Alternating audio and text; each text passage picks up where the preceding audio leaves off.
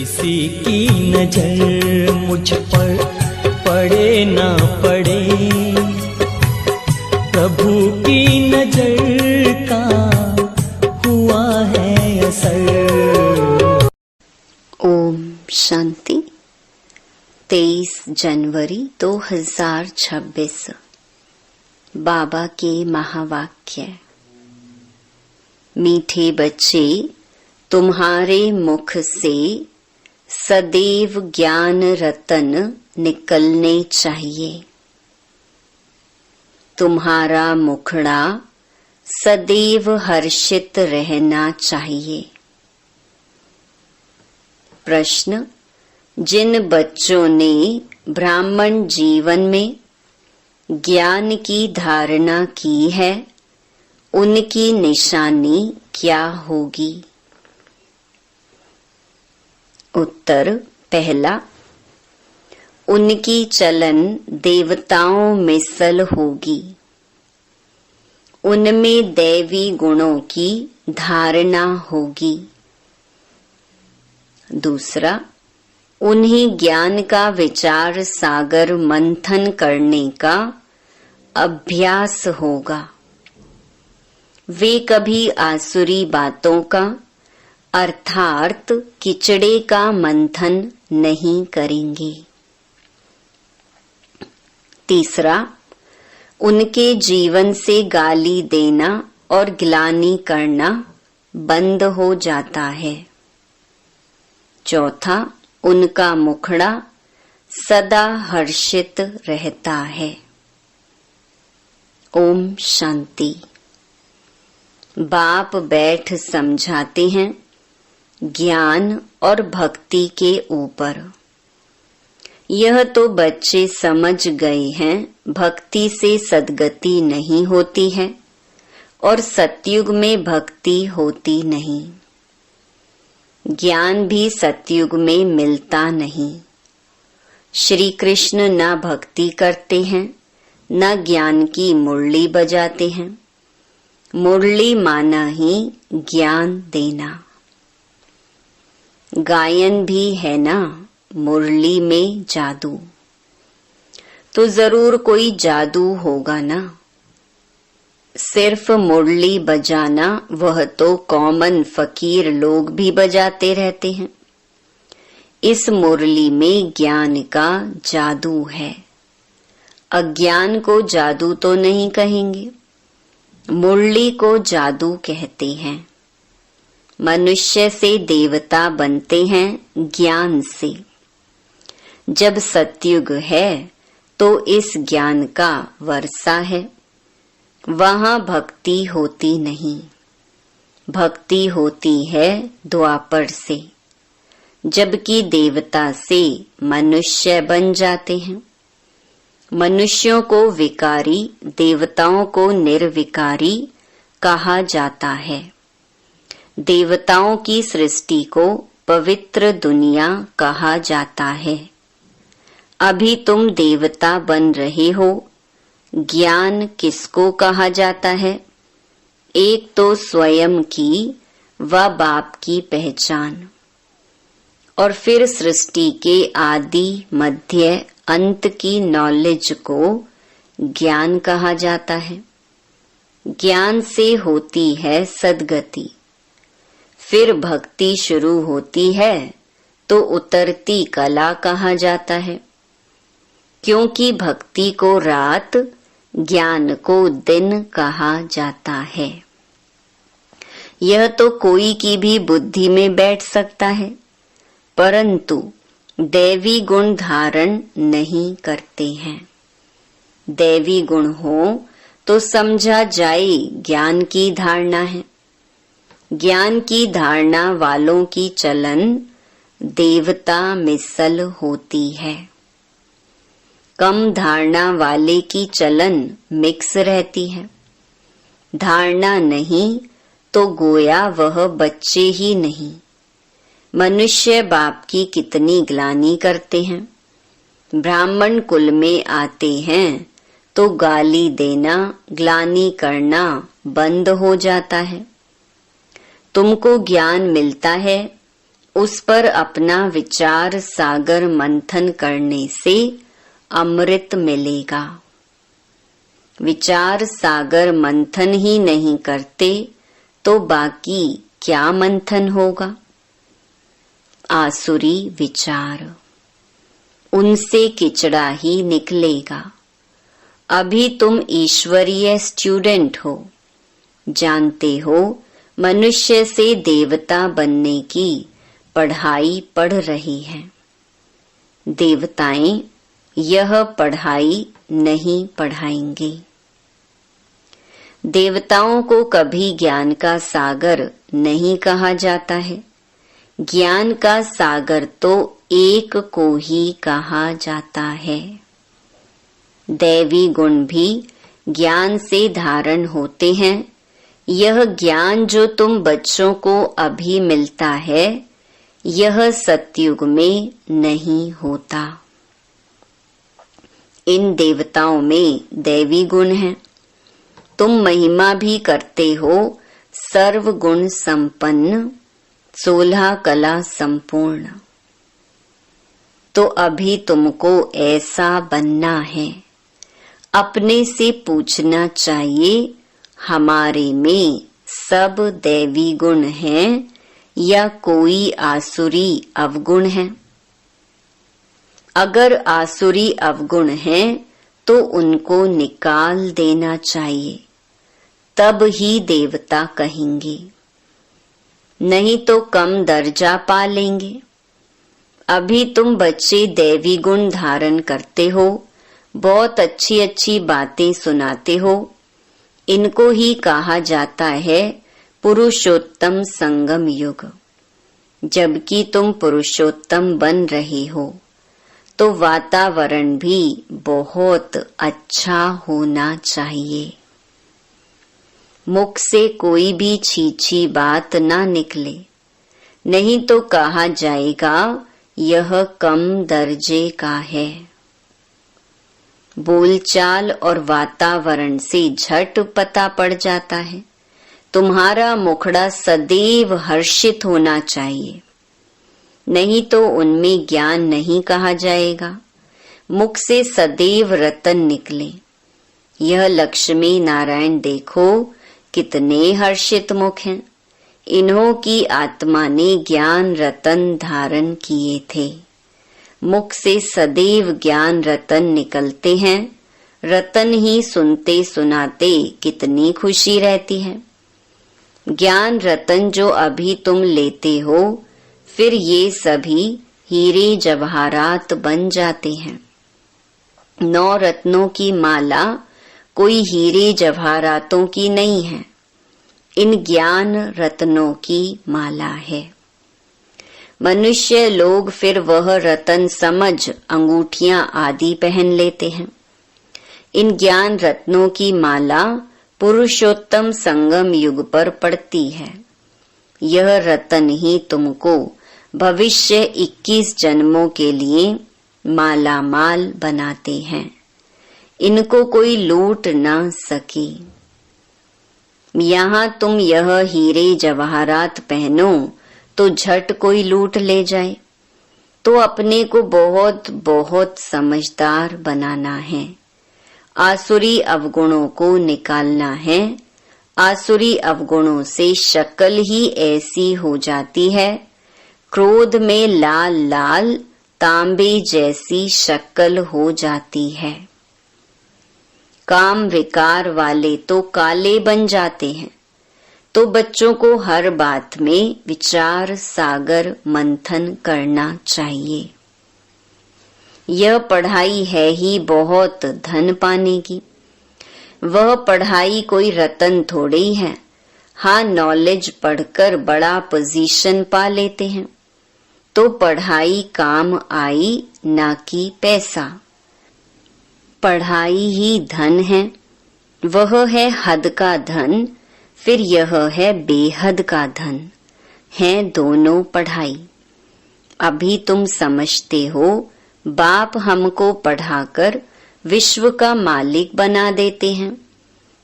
वह अल्पकाल क्षणभंगुर की पढ़ाई है एक जन्म के लिए, फिर दूसरे जन्म में नए सिर पढ़ना पड़े।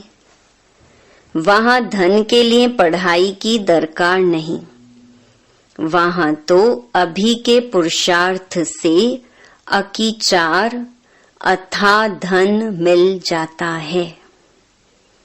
धन अविनाशी बन जाता है। देवताओं के पास धन बहुत था, फिर जब भक्ति मार्ग अर्थात रावण राज्य में आए तो कितना था, कितने मंदिर बनाए हुए हैं। फिर आकर मुसलमानों आदि ने धन लूटा, कितने धनवान थे। आज की पढ़ाई से इतना धनवान कोई बन नहीं सकेंगे। तुम अभी जानते हो हम इतनी ऊंची पढ़ाई पढ़ते हैं जिससे यह देवी देवता बनते हैं। तो पढ़ाई से देखो मनुष्य क्या बन जाते हैं, गरीब से साहूकार। अभी भारत भी कितना गरीब है। साहूकारों को तो फुर्सत ही नहीं है, अपना अहंकार रहता है, मैं फलाना हूं। इसमें अहंकार आदि मिट जाना चाहिए। हम आत्मा हैं, आत्मा के पास तो धन दौलत हीरे जवाहरात आदि कुछ भी नहीं है। बाप भी कहते हैं देह सहित सब संबंध छोड़ो। आत्मा शरीर छोड़ती है तो साहूकारी आदि सब खत्म हो जाती है। जब नए सिर पढ़कर फिर धन कमावे, या तो दान पुण्य अच्छा किया हो तो साहूकार के घर जन्म लेंगे। कहते हैं ना, पास्ट के कर्मों का फल है। नॉलेज का दान किया होगा, व कॉलेज धर्मशाला आदि बनाई है तो उसका फल मिलता है, परंतु अल्प काल के लिए। यह दान पुण्य भी यहाँ किया जाता है, सतयुग में नहीं किया जाता है। सतयुग में अच्छे ही कर्म होते हैं, क्योंकि अभी का वर्षा मिला हुआ है। वहां कोई का भी विकर्म होता नहीं, क्योंकि रावण ही नहीं है। गरीबों का भी विकर्म नहीं बनेगा। यहाँ तो साहूकारों के भी विकर्म बनते हैं, तब तो यह बीमारियां आदि दुख होते हैं। वहां विकार में जाते ही नहीं तो विकर्म कैसे बनेंगे। सारा मदार है कर्मों पर। यह माया रावण का राज्य है, जो मनुष्य विकारी बन जाते हैं। बाप आकर पढ़ाते हैं निर्विकारी बनाने लिए। बाप निर्विकारी बनाते हैं, माया फिर विकारी बना देती है। रामवंशी और रावण वंशी की युद्ध चलती है। तुम बाप के बच्चे हो, वह रावण के बच्चे हैं। कितने अच्छे अच्छे बच्चे माया से हार खा लेते हैं। माया बड़ी प्रबल है, फिर भी उम्मीद रखते हैं। अधम से अधम बिल्कुल पतित का भी उद्धार करना होता है ना। बाप को तो सारे विश्व का उद्धार करना होता है। बहुत गिरते हैं, एकदम चट खाते में अधम से अधम बन जाते हैं। ऐसे का भी बाप उद्धार करते हैं।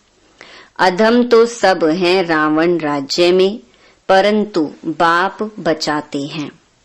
फिर भी गिरते रहते हैं तो बहुत अधम बन जाते हैं। उनका फिर इतना चढ़ना नहीं होता है। वह अधमपना अंदर खाता रहता है।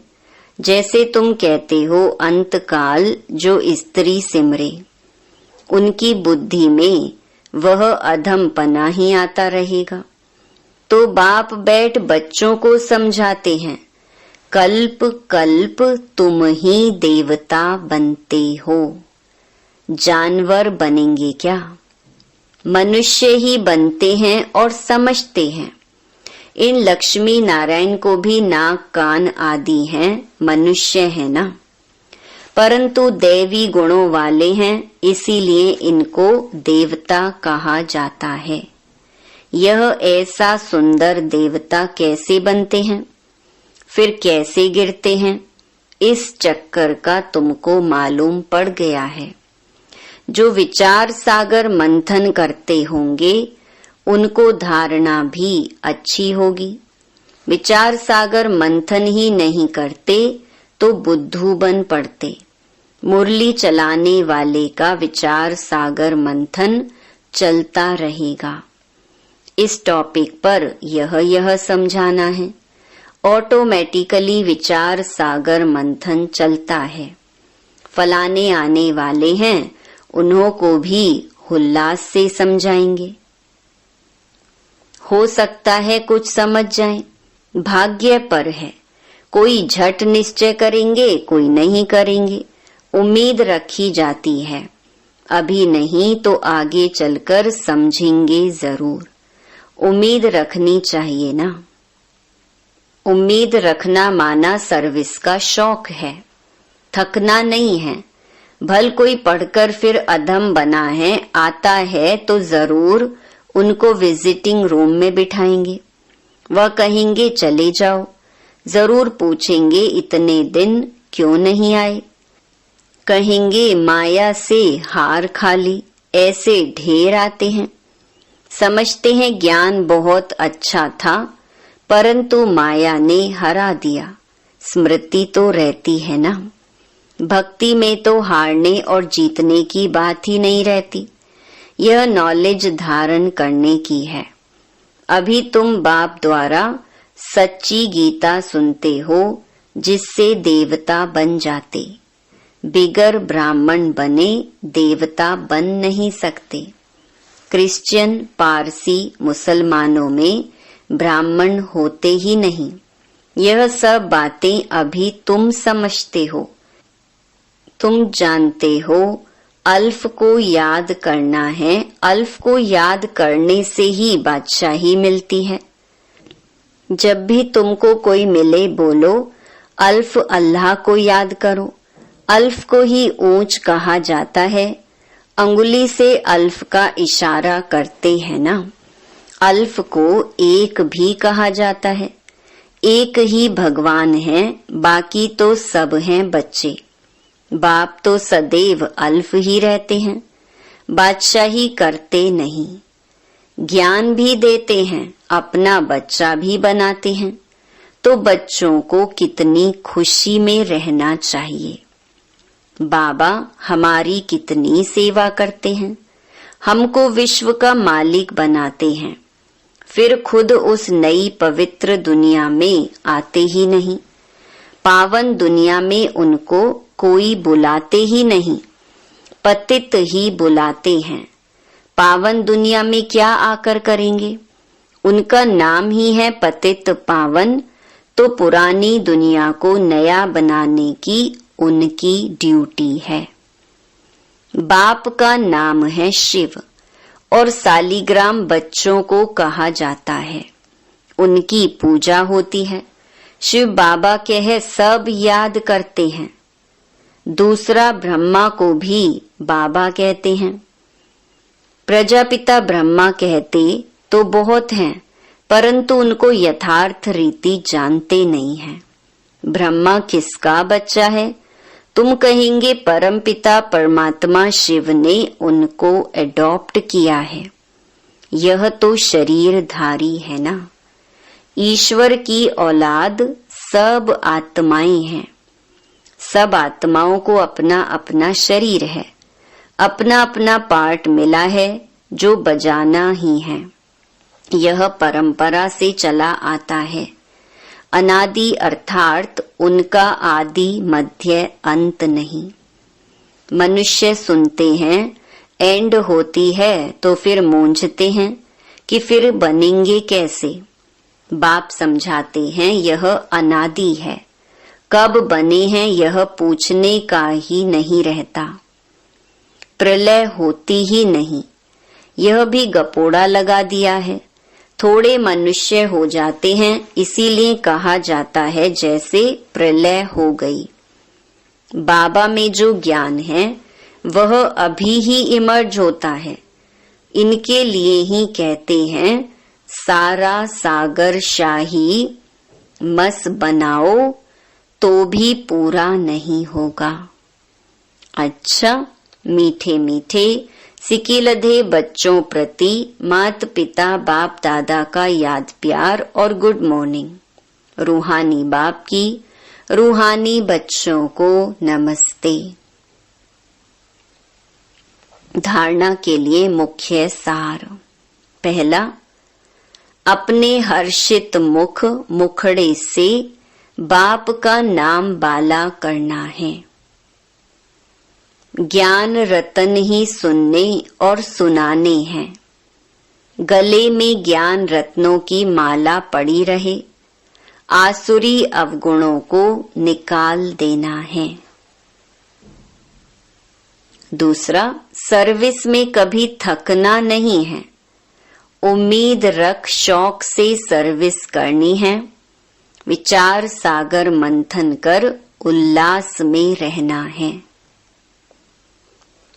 वरदान, कंफ्यूज होने के बजाय लूज कनेक्शन को ठीक करने वाले समस्या मुक्त भव।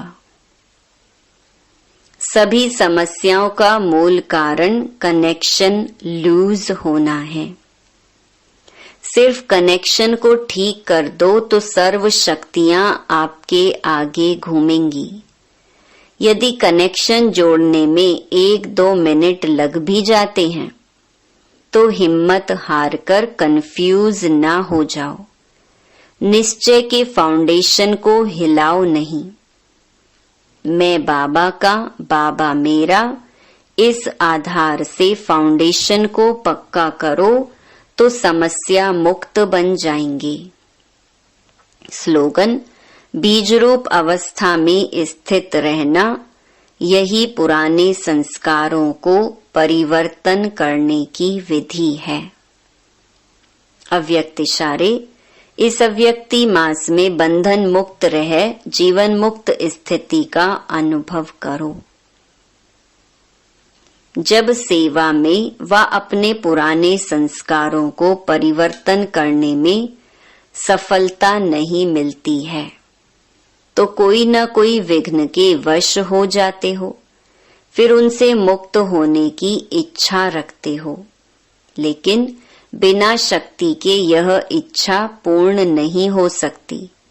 इसीलिए अलंकारी रूप बनो, शक्ति रूप धारण करो तो बंधन मुक्त बन जाएंगे। अच्छा, ओम शांति।